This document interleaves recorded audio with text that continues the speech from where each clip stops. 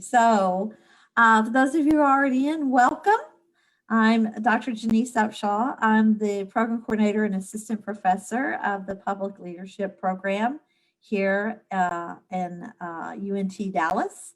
And I'm so glad you've all joined us. We are talking with Emergency Services Administration professionals today to find out more about this field, what types of work that they do, to give us a glimpse of what it looks like and what kind of opportunities are out there for individuals who are in the field and perhaps want to advance in the field, or for those who are thinking about entering that field. And so we are hopeful that we'll get a good glimpse of what that looks like. So I welcome you. And we're going to begin by introducing our speakers today. We have three speakers, and we're going to allow each of them to speak. And at the very end of that, we'll have time to answer any questions you may have.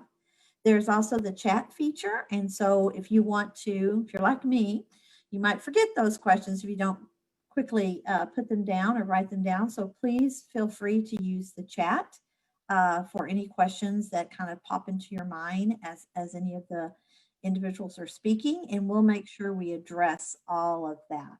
So thank you so much for taking the time out of your day, and I promise you we will end by 1:15.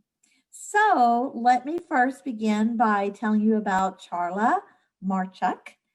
She has served as the chief for the Training in Insurance Mitigation and Readiness Division within FEMA's Mitigation Directorate in Washington, D.C. The IMRD training branch's primary focus is to bring opportunities in education, training, and career development to the hazard mitigation disaster cadre, the third largest disaster cadre in FEMA, with over 400 staff located throughout the country. Before she moved to the IMRD in 2019, Charla was the National Training Coordinator within the Floodplain Management Division of the Mitigation Directorate at FEMA headquarters. Prior to her move to FEMA headquarters, she was part of the FEMA Region 6 Floodplain Management and Insurance Branch in Denton, Texas. And she'd been doing that from 2016 to 2018. She also served as an instructor at the University of North Texas in both the Emergency Management and Disaster Science and Public Administration departments from 2015 to 2018. So she is a fellow academic. She has experienced both as a voluntary floodplain administrator for her local community, and has been recognized for her federal work and post-disaster contributions to DR 4277 while embedded in the community of Denham Springs, Louisiana. Charla has been a certified floodplain manager, CFM, since 2010. She served as a member of the Association of State Floodplain Managers Certification Board of Regents. She received her undergrad degree in emergency management in 2009, and she received her master's degree in public administration in 2017, both from UNT. In 2019, she graduated from the FEMA Fellows Leadership Program and the DHS Mentoring Program. She is currently pursuing her doctorate degree in emergency management at Jacksonville State University in Anniston, Alabama. So as you can see, we're very excited about that aspect of emergency services that Charla can bring to us, as well as the what it takes not only in certifications, but academically to be prepared for this field. So I'm excited to hear from Charla. After Charla, we're going to hear from Sherry LaCour. Sherry has worked for the Texas Division of Emergency Management for the past 12 years. And as district coordinator for Region 1 in North Texas, she's responded to numerous disasters throughout the state, including wildfires, floods, winter storms, hurricanes, and the Ebola crisis. Sherry was then promoted to section administrator for recovery and mitigation for Region 2 in Houston. And as a section administrator, she was responsible for overseeing $1 billion worth of public assistance and mitigation grants. She is currently the Division Chief for Recovery, where she is responsible for over 20 open public assistance disasters and fire mitigation assistance grants. This includes Hurricane Harvey, which is estimated to be a $4 billion disaster. And she is currently responsible for the recovery operation for COVID-19. Sherry's a little busy right now, so I really appreciate that you are coming to spend this hour with us. As Division Chief for Recovery, Sherry's also responsible for the Individual Assistance Program, the Recovery Operations section, and she oversees the newly created Disaster Recovery Task Force. Before her time with TDEM, Sherry worked in local emergency management, where she was responsible for emergency operation plans and managing grant funds. Sherry earned her bachelor's degree in emergency administration and planning from UNT, and she also holds a master's degree in public administration from the University of Texas at Arlington. Sherry is a certified emergency manager and a certified Texas emergency manager. So we definitely welcome Sherry and her many years of experience. I think she will certainly add to our knowledge this afternoon. And then lastly, our speaker is Eric Gildersleeve, and he is the newly appointed Division Manager, Emergency Management Coordinator in Denton County, Texas. Prior to that, he was the Assistant Emergency Management / Homeland Security Coordinator.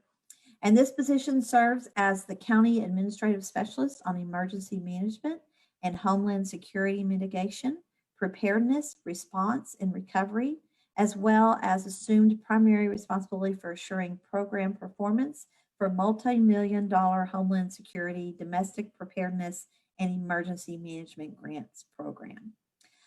His work has involved maintaining a variety of grant records and reports to prepare required payroll and grant accounting records, overseeing the civilities of professional staff, including performing routine personnel administration functions and maintaining supply inventories.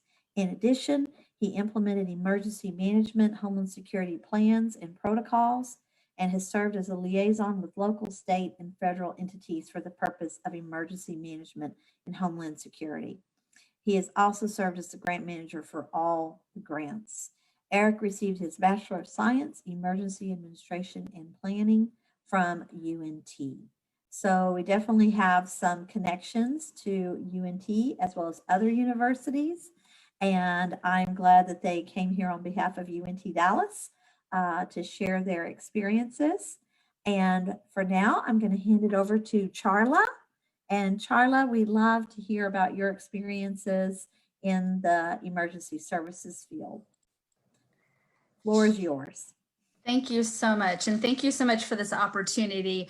I enjoy giving back to UNT, whether it's the Dallas campus, the Denton campus, or the Frisco campus. This is a really exciting time in emergency management. I was one of the non-traditional students that earned my undergrad back in, I would say over a decade ago. And since that time, it has been such an evolving field of study. When I was going to school at the university, I wanted to work in emergency management, but I wasn't sure exactly what that meant. I was fortunate enough to drive by the FEMA Region 6 office multiple times during the day, and I knew I wanted to work there. I really enjoy the mission of FEMA, the serving people before, during, and after a disaster is a really strong role that I feel connected to my agency and the work that we perform. So in my current role, I am the training branch chief in IMRD. IMRD is the Insurance Mitigation Readiness Division. We oversee the cadre for hazard mitigation, and actually it's not 400, we have over 1,400 staff members, and their job is to deploy after a disaster and support the mitigation efforts for the impacted communities and local survivors, in which that's how I connected with Sherry during Harvey. She and I don't think we even knew each other, that we knew that we both went to UNT until that disaster. And I really got excited when I was deployed to Harvey because I ran into several UNT alumni while we were responding to the event. from both the local, state, and federal level. So that's kind of my thing when I'm deployed, is I also try to find the UNT alumni connections throughout the disaster, and take a picture together and post it on Facebook to show how strong our alumni truly is. We actually have a very strong alumni here in the DMV, which is the Maryland, Virginia, Washington, D.C. area. We have a very strong UNT emergency management alumni as well. For those of you who may not know, looking outside of the state of Texas was not something I initially planned on doing when I went into emergency management, but I have found a very welcoming environment in the DMV with UNT alumni. So those of you who are looking for opportunities outside of Texas, I would really encourage you to look to the east, that you will find a lot of opportunities and connections that will make you still feel like you're still in Texas. So in my role as the branch chief, I oversee a team of 7 individuals, and we take care of the training and professional development of the disaster cadre individuals. These are reservists who are only called out during the disaster, or our IM corps, who are full-time FEMA employees who are paid to be disaster ready at all times. So they are either serving in a role as at a disaster, or they're training when they're not in deployment status. 2020 was quite a unique year, very much like 2017. We've had many people deployed and maxed out on their time. So training has been a focus, especially in the virtual environment. So my team, one of the challenges we've had this year is taking our traditional schoolhouse course offerings that are offered based on the position type that you're hired at, and converting those to a virtual environment. Thankfully, from my experiences as being an adjunct professor at the University of North Texas and the multiple ice storms that we would always be impacted with, I was very familiar with the virtual platform. So doing the conversion was not a hard thing to do. I've done that in the past, but what I have found is sharing that information on how to do so has been very beneficial to the other cadres that serve FEMA, and we're learning through this together, including teaching our cadre members how to use Microsoft Teams, how to use Adobe Connect. Our cadre is unique in that we have many retired emergency management personnel who come back because they still want to serve in a role.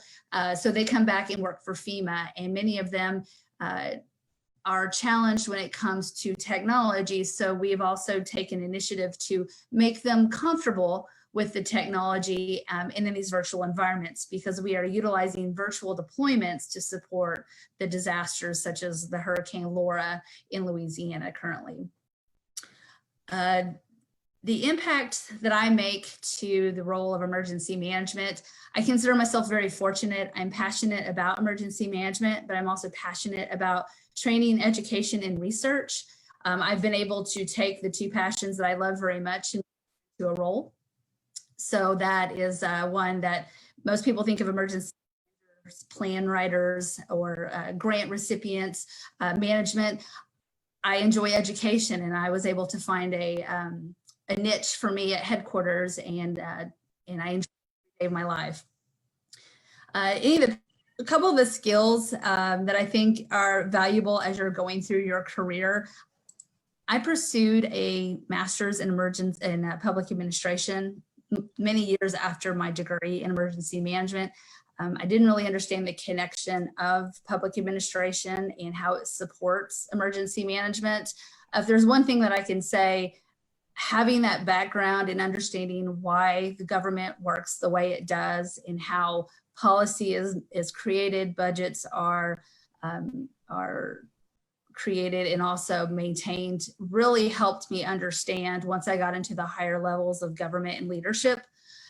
So at the time, I wasn't really sure what the benefits of my PA would have, but I have found that it helps me answer those higher level questions that are more than just the everyday emergency management. It's decision making, it's policy, it's understanding the background, and it's been quite a wealth of information that I've really reached back to.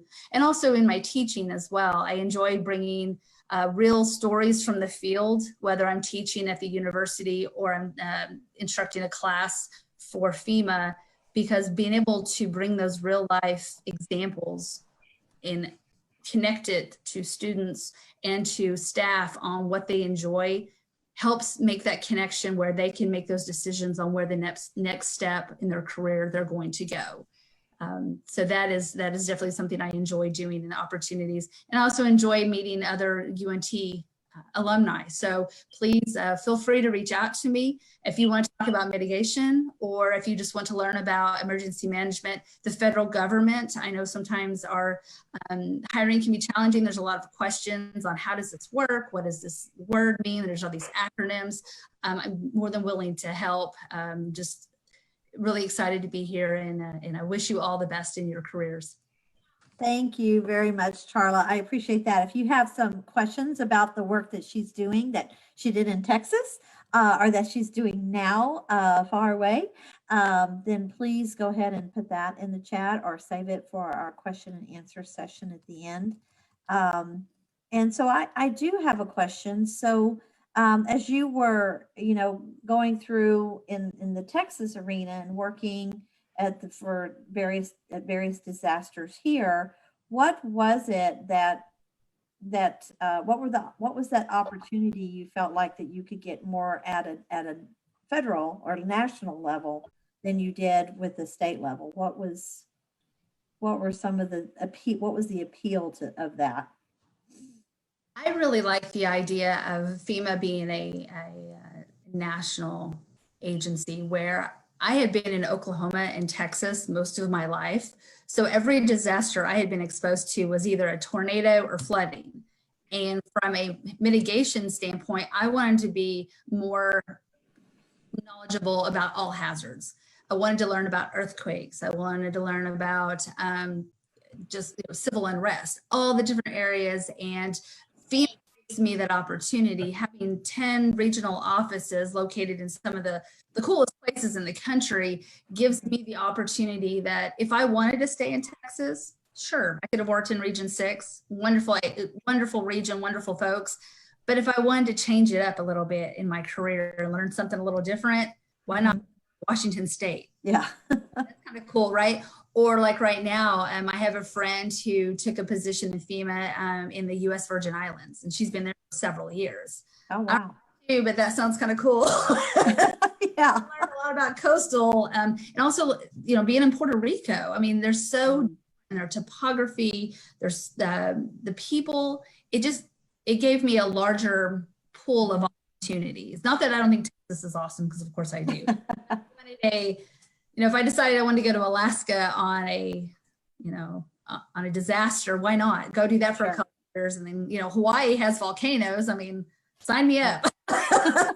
Well, I think you're right. In Oklahoma and Texas, you're really limiting to the tornadoes, and a couple hurricanes every now and then make their way. But of course, flooding is a big issue. But huge so issue. Interesting. And so we might have a chance to talk about some of the current disasters that you guys are working with now. But thank you so much, Charla, and hang in there with us for a little bit. And we're going to go to your friend now, Sherry. And Sherry, do you go by the French pronunciation, Sherry or Sherry? Sherry. Sherry. All right. Well, Sherry. All right. Well, Sherry, let our listeners know about the work that you have been doing for the past 12 years, and it's all pretty amazing. Thank you so much for being here. Hey, thanks for the opportunity. And Charlie, you're always welcome back to Texas. And I still believe that Texas is the best place. So, yes, I've been working with TDEM, Texas Division of Emergency Management, for the past 12 years, almost right after I graduated through UNT. And then I went on to get my master's while I was working.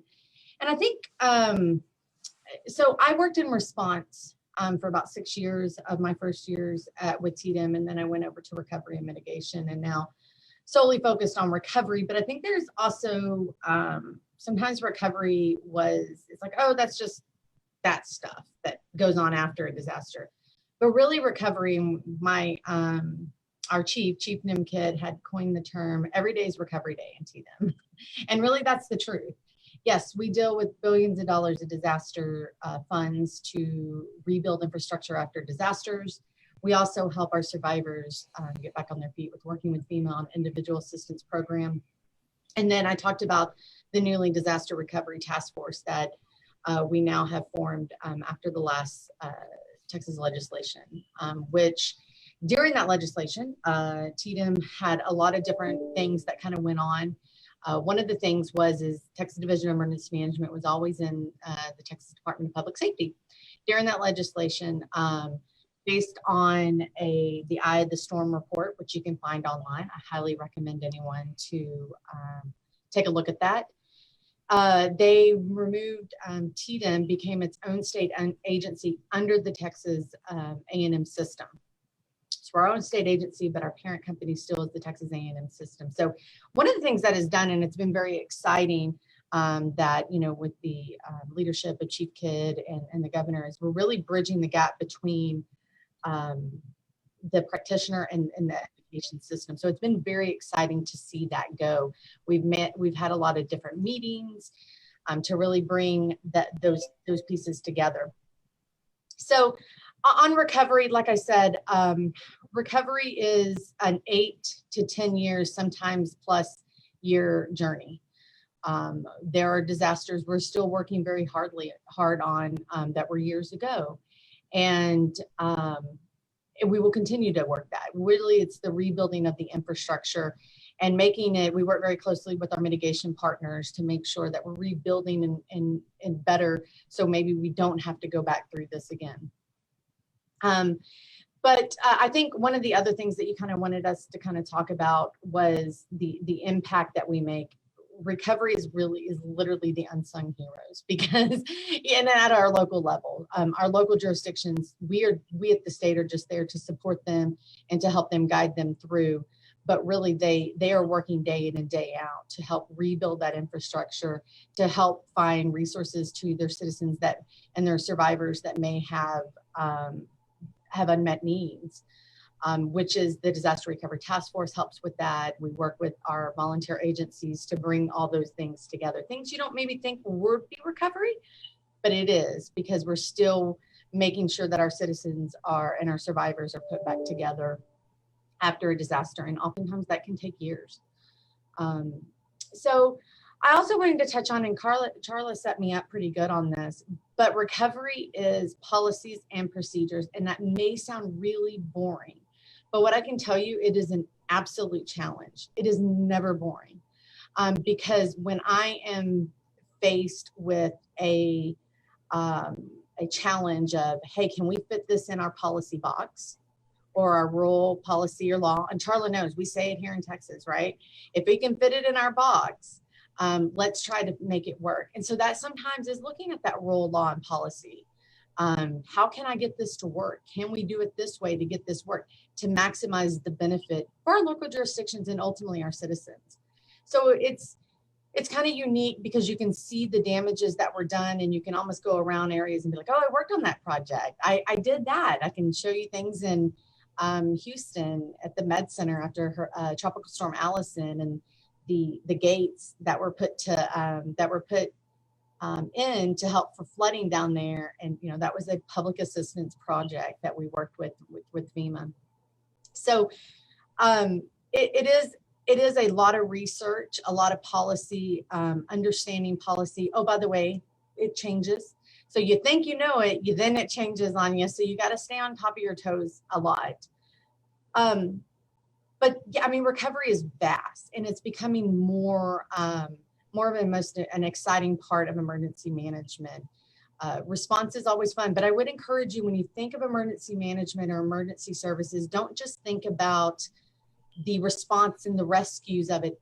And it is so important and so valuable to what they do, but also think about there's others. So maybe you're thinking, hey, I'm not really a rescue person. This really isn't what I want to do, but I still like that part of it. I think there is a part of emergency management, and recovery is it. Recovery deploys when response deploys. So basically, when we activate our state operations center, recovery is there. And we have multiple team members really working through starting to gather the documentation, starting to gather the numbers, starting to work on the preliminary damage assessments, starting to figure out what could fit inside policies and what can we do. Because ultimately, at the end of the day, these are the things that are going to put a county and a city back together and our survivors. So I really encourage everyone to read, and I see somebody put the Rebuild Texas Eye of the Storm. Like I said, that was done after Hurricane Harvey, and then we went into legislation session, and a lot of the things that you read in there were came out of was put into place by that legislation session. So a lot of work. I will also say TDM as a whole is a very exciting place to be right now, because we are just at the ground floor of becoming our own state agency under the Texas A&M system. And so there's a wide range of things that I think we're just at the beginning of where we're going to go. And I will assure you, there is an enormous amount of work. Before COVID, we had, in fact, when I sent you the bio with the 20 open disasters, we probably have had 2 more, because we have a few more EM decks that we got while this summer for Laura and I'm drawing a blank, Hannah, and we're probably on the verge of another one with the storm. So one of the things about Texas is you won't be bored, and we joke 1 year in Texas is like 30 years of experience because you will get it quickly. And one of the things I do like about being at the state level, kind of Charlie talked about at the federal level, is I get to impact all the communities in Texas. I get to really work with people in El Paso, and I get to work with people in down in the valley and Amarillo, and Denton is my home. So that's where I grew up, is Denton. And so I love being there, and I love the experience that I got from UNT. And I tell everyone, my professors were so accommodating with me, and that was a few years ago. And I was a non-traditional student too, Charla. In fact, I had a child at the time, and I was working full time, and they just always were so welcoming. And so I always had the opportunity when people asked me to come speak at school, at different school events at the university. I'm happy to do it because it is important. And I did teach online courses, college courses. And it was funny when COVID happened, I was like, oh, my own students that I used to have will know how to do that, because that's the way we did it every time. We were online, and we just, that's how we went to school. But pending any questions, I could literally go on and on about recovery. It is so vast, and the work that we're doing. But really, it's not TDM's work. It's really just the work of the local jurisdictions that we support. We're just there to support. All disasters are local, so we're just there to make them successful, and that is our job. So pending any questions, I'll stop there. And again, thank you for the opportunity. Thank you so much. You had mentioned that one of the disasters you're kind of working on is with COVID-19. So what kinds of work are you doing toward that right now, since that seems to be all encompassing our thoughts and our minds right now? It is funny, because it is taking all of our well, it's almost the majority of our time. Our state operations center has been activated since COVID. So really, the interesting thing about COVID and the FEMA PA program is public health disasters were not envisioned when the public assistance program was written. And if you read the statute, you'll see that, because it's very broad. It doesn't fit in that box.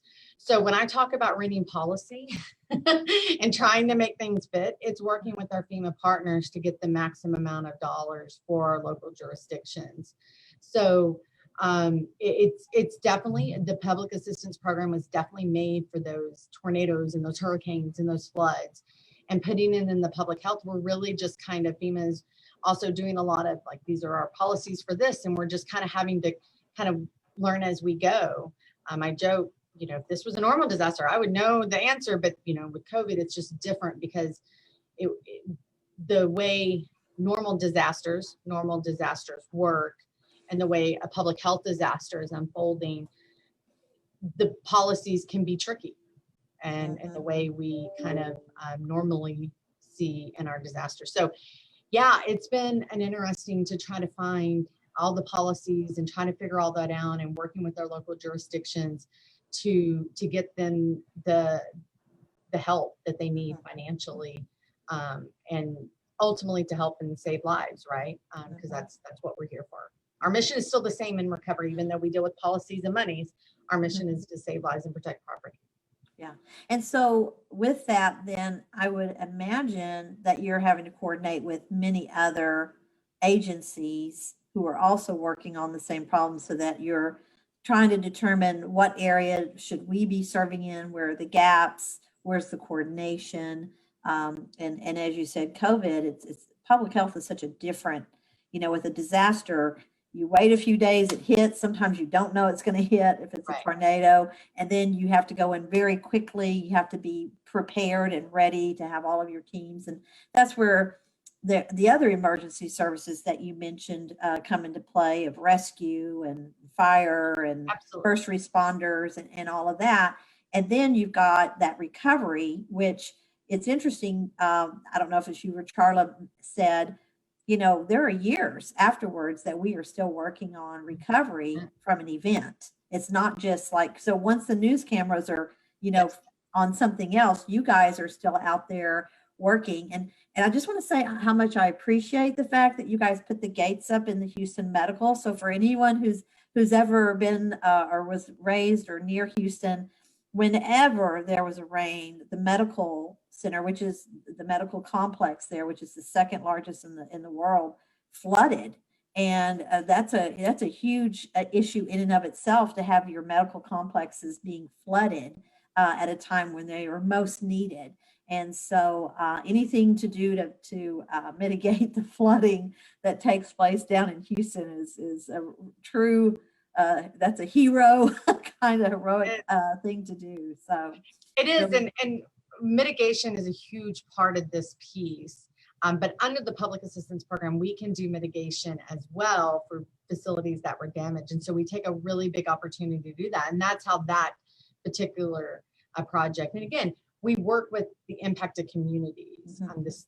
I want to be clear, TDEM is a support agency to support our local jurisdictions to come in and be their advocate, be their guiding partners with them.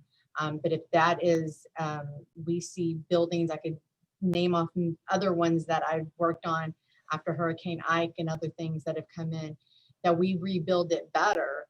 So hopefully we can minimize the impact later. And that's a really important piece to the PA program, is what we effectively call 404 mitigation. I'm sorry, 406 mitigation. Is that is a big piece of it, other than just the hazard, because there's other mitigation programs out there that are, again, another piece of emergency services is mitigation that we don't have here, but that's another whole other piece of emergency management that is really important. And so I think what I want to get across is that it's not just what you kind of see the rescue, which is so valuable, so important in supporting that effort, but in the background there's an army of 1,000 other people supporting that effort to make sure that that is successful, and that if anything, for financial reasons, because it does cost a lot of money to, even if nothing is damaged, just responding to a disaster is very financially hardening on a lot of cities and counties, because they don't write that in their budget. How can you do that? So it's very important that we are in the background helping them so they can recover. So it is sometimes budget, and as I think Charla said, I wrote down the budgets and the policies, and can sound boring, but it's not, because it really is rewarding and helping those communities recover. Well, and it makes sense, because that's why at UNT Dallas, part of our program of public leadership is budgeting.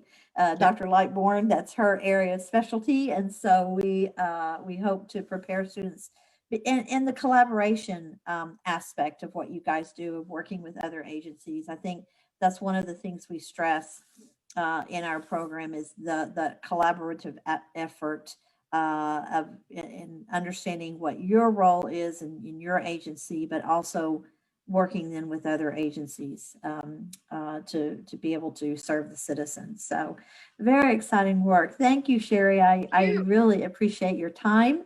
And we're going to go to the county level now with Eric. And Eric Gildersleeve is here. And so I look forward to hearing what you have to say about what is going on in Denton. Eric? Well, thank you for hosting this important discussion. And it's great to see some of my colleagues, Charla and Sherry. I've worked with both of them over the years at different levels of government. And it's a very rewarding field and a very close-knit field. We're, as both of them have stated, emergency managers and colleagues across the country actually know each other on a very close level. We're very well connected with each other, and it's amazing to see that as you progress through time. So kind of looking at your questions here, my role, I'll be honest, I'm still trying to figure out my role right now. I am the new emergency management coordinator for Denton County. I've had this position now for less than 2 weeks, so it's brand new to me. Prior to that, I've had a couple of years as the assistant emergency management coordinator, but I have huge shoes to fill. Denton County is undergoing a restructure. We're operating as one of the lowest number of public employees to capita of many jurisdictions across the state. And so the county is restructuring those, creating some new overhead positions to help channel and funnel the operations of the different department functions. So kind of give you an idea, Jody Gonzalez, most people have heard his name. He was the emergency management coordinator, the fire marshal, the director of emergency services, in charge of fire and EMS response countywide. He filled multiple roles and shoes. And so we are restructuring a little bit of that. He's moved on as a deputy county administrator. So, which is kind of a unique thing. If you look at emergency managers as they trend, or they get into the EM field, and if they're interested in staying in their government operations, most emergency managers move out of emergency management, and you see them move into city management, county administration. You see them actually expand because they get this opportunity to, take the lessons they've learned at the EM level and help carry it on forward for more of a continuity of government type operation. Some of the work I do. We have a joke here in Denton County. Sherry's probably going to laugh because she's heard this before. We firmly believe that we're the plumbers of the county. We're the people that do nothing or everything that nobody else would, could, or should do. What that really means, though, is that we support other departments. With COVID-19, we're not the lead entity. Public health is. So we find ourselves in a role of supporting our public health department, and Denton County, like many of the larger jurisdictions in the state, we're not under dishes. Texas Department of State Health Services does not provide the public health support to Denton County. We actually have our own public health department. And you usually find that in the larger counties, the Dallases, Tarrants, the odd one, I think, is Collin County. I don't believe they operate their own public health, but don't hold me to that one. But that's not the common trend. Most jurisdictions are actually under dishes directly. So we're supporting them. We're working with our elected officials, trying to help set some policies and guidelines within the governor's restrictions with his executive orders, trying to navigate the new waters. It's every day is something new. One of the big things we're dealing with right now is we're on our fourth day officially of 15% or greater numbers. We know we're going to be rolling back by the end of the week. What does that look like? How do we handle that? And that's where us as an emergency management team are reviewing the information and the guidance we have and trying to ask the questions so that we can provide that to our emergency management director And that is one of the things that is a lot of people don't understand about emergency management in Texas. I may be the EMC, the emergency management coordinator, but by state law, there's an emergency management director, and that's the county judge or the mayor. So, you know, a lot of people that have gotten into this field think that, oh, I'm now the person in charge. You're not. You know, you still report to someone else. And in my case, I have a couple people above me that before I have to go to the judge directly, which is great. It gives me a little cushion and protection, I think. But, you know, ultimately, our served people are not just our elected officials and the county, but it's all of the jurisdictions that are part of our emergency management plan. Denton County has 45 municipalities, okay? 28 of those are on the Denton County Emergency Operations Plan, signed signatories. So we work with mayors and fire chiefs and police chiefs and public works and various other response entities. You know, we today we had our meeting, local emergency planning committee, you know, going back to the days of Sarah Title III and the Community's Right to Know Act, you know, EPCRA. We're a very diverse field. And that's one of the big things I try to put out to people I talk to, especially when I get an opportunity to go to UNT and talk to students. I frequently get to do the technology and emergency management course, and because Denton County is very tech heavy, and I'll get into a little bit of that. But one of the big things I say is diversify your field of understanding, learn other roles and skills. My bachelor's is in emergency administration and planning. My minor was in public administration. Knowing what I know today, I wish that was reversed. I wish my bachelor's was in public administration, because it's those skills that I actually use out of my minor more than I use the true EM degree. But I believe that as an emergency manager or a prospect into the field of emergency management, you need to diversify your field. Get a degree in computer sciences, GIS, communication systems are big. You know, floodplain management, and any of these other areas and topics will help you be able to move forward and be able to get your foot in the door into the field if that's what your true interest is. Past work, wow, very diverse. I've got a little over 20 years. I started out in a rural Washington State town doing firefighting and EMT, search and rescue, before I discovered that emergency management was really the path I wanted to go for a career. Of course, I came to Texas and married a Texan, and so here I have to stay, much to my mother's disappointment.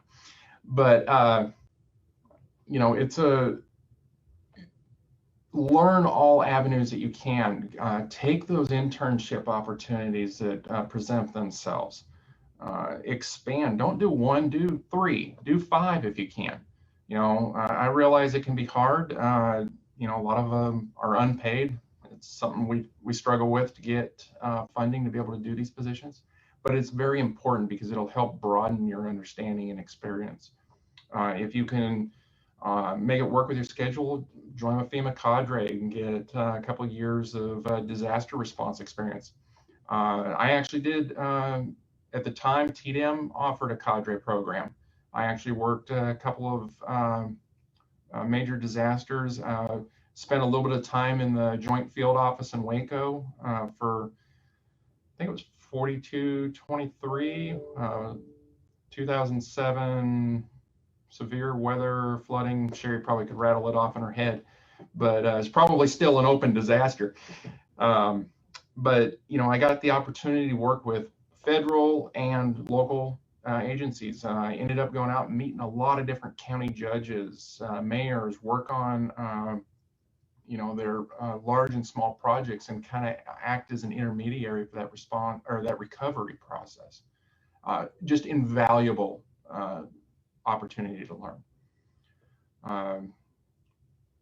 Other disasters, you know, Hurricane Harvey was a big one that we got to respond to. So Denton County is unique. We're as an emergency management entity, that is a piece of what I do, but we are also a state asset. We deploy our mobile emergency operations center and communications equipment to major incidents all around the state at just a phone call request. So we're kind of a unique one. We play in the state sandbox, but yet we're a local entity coming to help another local entity, and it's just an invaluable opportunity. And one of the things we'd like to say is that we're going to go learn on somebody else's disaster so that we have that skill set and understanding. So when it happens here, we're not learning again. It's kind of like exercises, tabletops and full scales and functional exercises. A disaster is the best exercise you can do, especially if you can do it in somebody else's jurisdiction. Okay. And I think that answers most of the questions that were presented to me. If there's anything I can answer for you.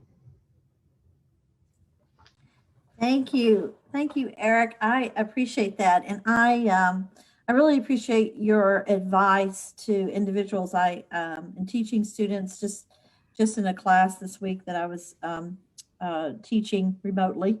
They were asking about what types of programs, should they look at certification, should they look just different aspects. And these are students who are working in their master's program now. So one of the aspects with what we were doing with the UNT Dallas program is we did kind of what you were suggesting you kind of wish you had done. We've brought emergency services in as a concentration of the overall public leadership program. So they're learning all those public admin aspects and the budgeting and strategic planning and looking at policy and human resources and all of that. But, you know, I found, because I'm pretty old now, older than all of you, that, you know, as you go into, you know, whatever career you've chosen, you find, you know what, I know a lot about this. I need to know more in this particular area. And so, you know, I think it's always helpful to get those degrees and to go in, but then once you're in, the learning never stops. You know, there's always something more, and some of it you learn on the job, and some of it you learn in conferences, and some of it you go to seminars or workshops, and professional conferences are always excellent. And then sometimes you think, I'm going to go back to the university setting and learn a very more specific skill set there. So I think that idea of always being open to what would be helpful to you in your career, what is of interest to you, and to be able to pursue that, I think is wise advice. and so you've given wise advice, and you're not even as old as I am. So kudos to you. So I'm interested in, so in Denton County, you mentioned that there were, what did you call them? 45 municipalities, cities that you work with. And so then you're now working with all of those. Are you working with all of those police departments and fire departments, and if they have any kind of emergency management department? Yeah, so we work with about 28 of them at the city PD or fire department level. The rest of the jurisdictions operate their own emergency management programs. Okay. And those jurisdictions include the big ones, the Fort Worth, Dallas, Carrollton, Louisville. They all operate their own programs, but a portion of their city is in Denton County. So we found in our undergraduate program, which has emergency services, it's the BASS program, and that's the concentration there, that a lot of our individuals coming into that are with those first responder type of agencies, fire and police, and really trying to, work toward or wanting to enter that field. They're either in the field or wanting to enter the field or move up in that career. And then we find that those who are seeking out more of that emergency management and being in the administrative side, in the system side, then have gone on toward their master's. So, and I know, Charla, you've mentioned that you are actually now pursuing your doctorate. And is that to remain in emergency services and to further your career goals there? Well, it's funny that you said that because I also started out in emergency response. I was an EMT certified by the state of North Carolina and also had my Jaws of Life certification, so I could cut you out of a car legally. But as Sherry can probably attest, once I became a mother, being home on the weekend, so I didn't miss those soccer games, really is what changed my focus. Because I was also a police dispatcher and 911 operator for the city of Irving, in Irving, Texas. So Dallas Cowboy games, Byron Nelson Classic, the Texas 7 with the police shooting. I was at all of those events. So I still wanted to be in emergency management, but I didn't want to necessarily work on the weekends, or like, Sherry said, I don't really like to get wet, so I'm not going to be the one in the rescue boat. So I kind of played around and diversified my portfolio, I guess you'd say, like Eric was saying, making it more diverse. And when I was able to get my interest in floodplain management, which sounded very intriguing, that's why I took the class. That's what really turned me on to mitigation and floodplain, which then led to me teaching others, getting my certification, and then that led to my love of research. So right now, I'm actually a co-author in a journal with University of North Texas professors and our Region 6 folks. We did a training needs assessment on the 2,200 floodplain administrators within the 5 states of Region 6's territory. And we hope to be peer reviewed by this summer for publication in the Journal for Emergency Managers. So that's just part of the training area that I enjoy. It's floodplain management, it's emergency management, but it's still academia and research. So that's why I'm pursuing my doctorate. My goal after FEMA, where I'm at now, I'd like to be the EMI superintendent. I think that's that would be the mecca of academia chancellor / FEMA emergency manager would be the superintendent of EMI. Yeah. So that's where I hope to be before I retire. It's important to have goals. Yes, it is. Yes, it is. And so, Eric, did you mention you were a firefighter? Is that correct? Yes, at one time I was a volunteer firefighter.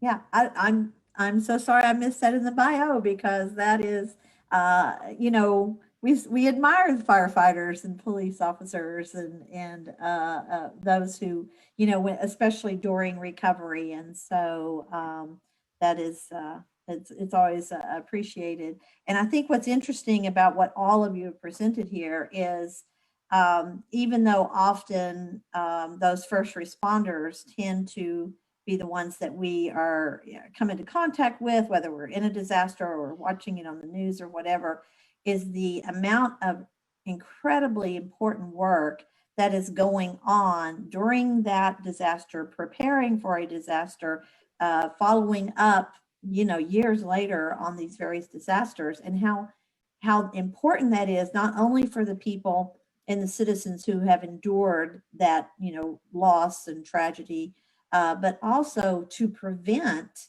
or to try to mitigate future disasters. I think that is truly a gift to the citizens that many may not be aware of all that. It does make me feel better about my tax dollars when I hear about the good work going on at the county and the state and the federal level, to know that, okay, well, I at least had a contribution toward that, whether I was kicking or screaming at the time of writing out the checks or whatever. So, or paying bills or whatever taxes I was paying. The kind of work that you guys are doing make me feel good about where those dollars are going and that they are well spent. So I appreciate that. Apparently we had a problem in our chat, in that only the co-hosts were allowed to chat. So that's why all of us have been just chatting away, and we have fixed that glitch, is my understanding. And so if any of you were out there and you were attempting to chat and you were not able to send in your question, my apologies. It is open now to everyone. So please take that opportunity to type in any questions that you may have. And then I just have one other question, and that is, before the schooling and before all of this, what what was for each of you, what was the light or spark or what was it that made you decide to select emergency management? Was there something that happened, or you oopsed into the career, or how did you actually get into emergency services? We'll start with Sherry. So I wish I had this amazing story, but it really was, I was in college. I was on the 10-year plan. And I was at UNT, and I really had to graduate college. Like, I was like, they're not going to let me stay any longer. So I went into my advisor's office and I saw this emergency management degree, and I thought, well, that sounds pretty cool. I'll do that. And that's how it happened. And I think it was Charla or Eric had mentioned the internships. And I did 2 internships, mind you, and I ended up quitting a very good job. I worked for GE, and I'd been there for 8 years, and I quit to go be an intern. And I had a child at the time, and it all paid off. But that was basically how it happened. And then I got on with the state. I'd worked at the local level for a little bit, and then I got on with the state, and I remember interviewing for the job, and I remember thinking, well, that sounds pretty cool. I hope I get that. And I did. So I was really lucked into it. And then my master's, I think I would like to echo what Charla said. Getting my master's in public administration really wasn't something I was like, oh, what am I going to do? But in hindsight, it was the best decision, because it is about how's the government running. It is about budget, and everything goes back to money.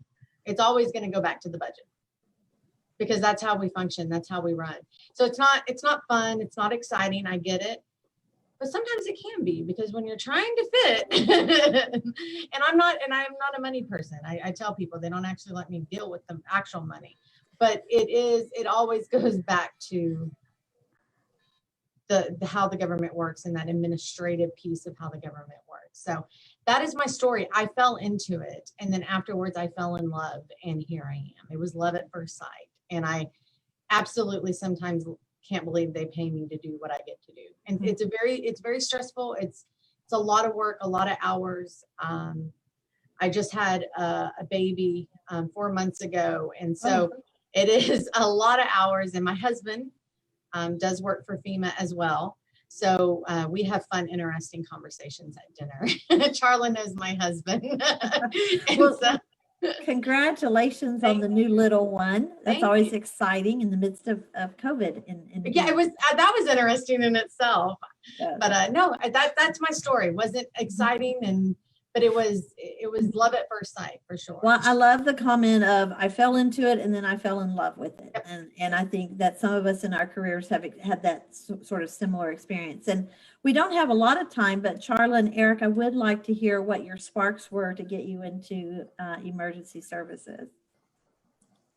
Sure, I'll go, and don't let Sherry fool you, because she also got married during Hurricane Harvey. So just this is kind of how she rolls. That's true. I fell into emergency management. Actually, it was that elective course, the floodplain management elective that was taught at UNT. I was getting to the end of my degree. I had to make a decision. I had to do something. I didn't want to write plans. No offense. I'm not a plan writer, and I don't give me your money.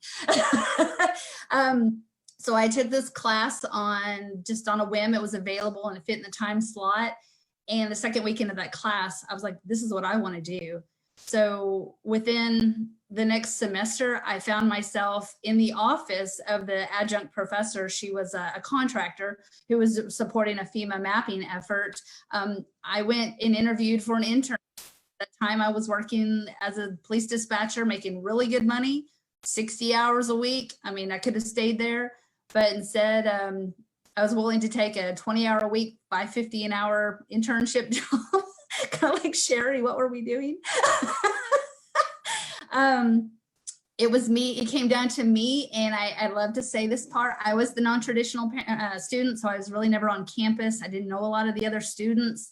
The interview came down to me and the president of the PASA, or the Emergency Management Student Association, and I whipped him good in the interview. So they picked me.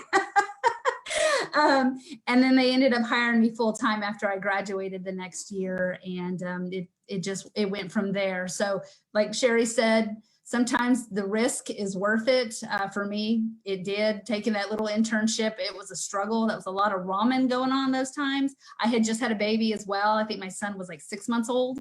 My husband thought I was crazy. He said, "You're going to quit this good job to take an internship that may not turn out to be anything?"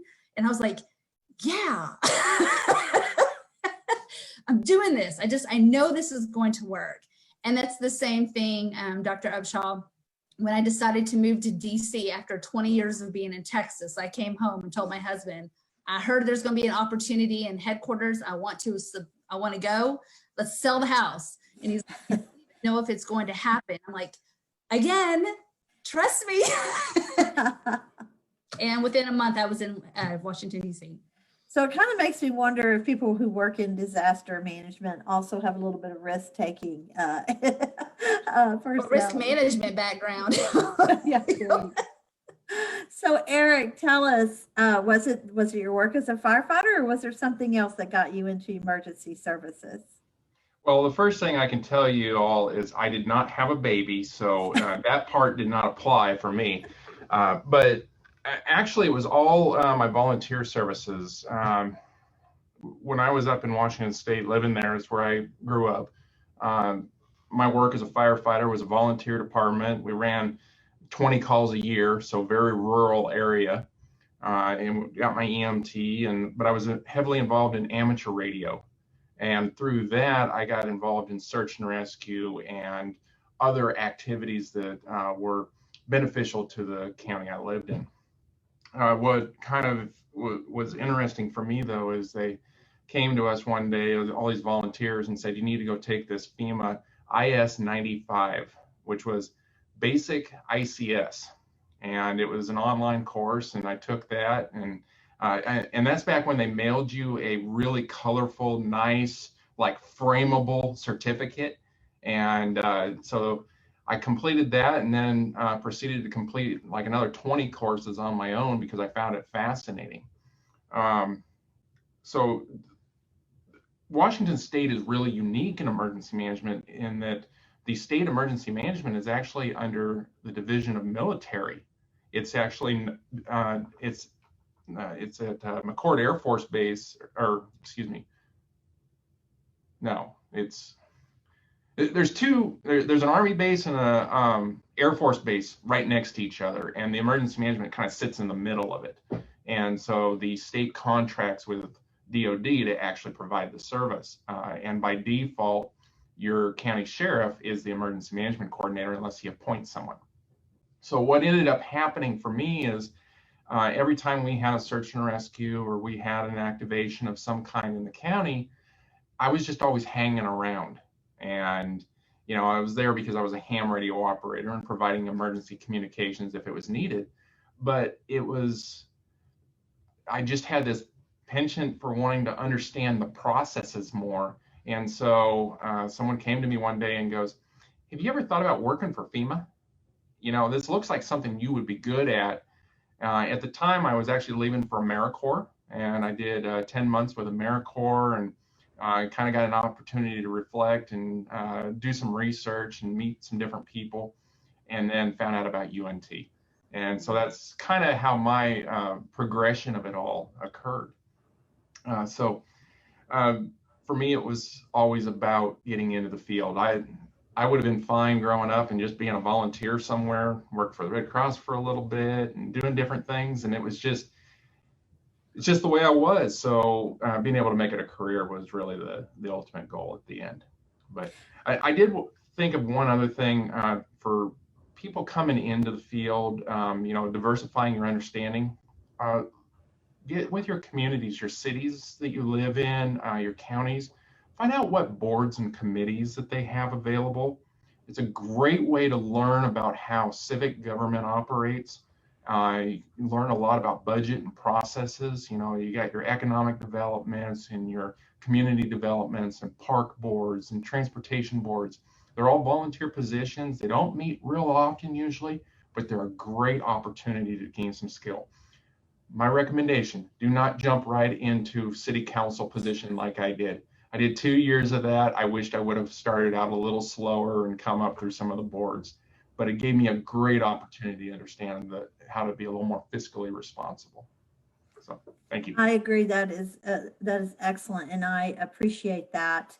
I wanted to let everyone here know, obviously all of the presenters were talking about the experiences they had as well as the education they have. So hopefully you can see my screen, and that it's sharing about the UNT Dallas Public Leadership Program. We have 2 programs that help individuals who are interested in getting into emergency services. And one is our BASS program, which has a curriculum in there designed for those who are interested in emergency services at the bachelor's level. And then we've just begun our program for emergency service administration. So our degree is actually a public leadership degree, which is kind of what some of the presenters have talked about, that kind of broader public admin degree where you're learning budgeting and human resources and strategic planning and research, grant writing, all of those kinds of things. You can get that in that broader public leadership degree. And then it has a concentration. We have 4 concentrations, one of which is in emergency services administration. And we are now presenting that degree so that you can take that as a campus-based program, but you can take it as an online program as well. We know that many of our students who are going for the master's degree are attempting to get it in, are already in the field somewhat and may have very unusual schedules. You heard some of our presenters talking about, I kind of wanted something where I wasn't working on a Saturday. And so, but a lot of our students are working on weekends and things. And so an online degree is something that's easier for them to get. And of course, you can take the combination of what works being on campus, what works being online. And so anyone out there who is interested in this, you can contact me directly.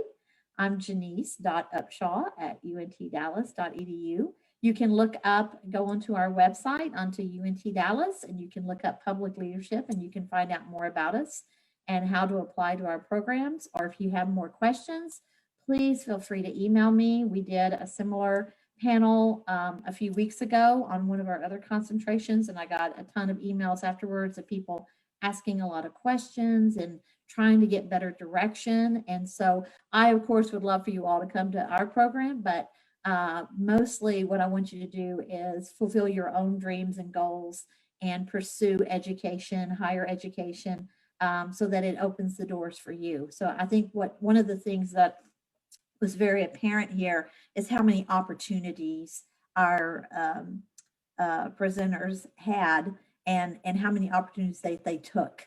And I think that is key to being able to move into the career and further yourself in the career of what you want to do. So I again want to thank Charla and Sherry and Eric for sharing with us their experiences. I found it fascinating, and I'm in the nonprofit field, so this is a different field for me. So I found it very fascinating. Eric Coleman, are you online? Okay, I thought I saw a message from him earlier. Eric works in our undergraduate program. I want to give him an opportunity, but I want to thank everyone for coming and for attending this. I hope you got as much out of it as we did. And thank you all, and have a wonderful holiday. And I hope there are no huge disasters over the holidays, but if they are, I feel good to know that you guys are all, that you all have our backs. So thank you so much for your service, and thank you for your time today. Goodbye.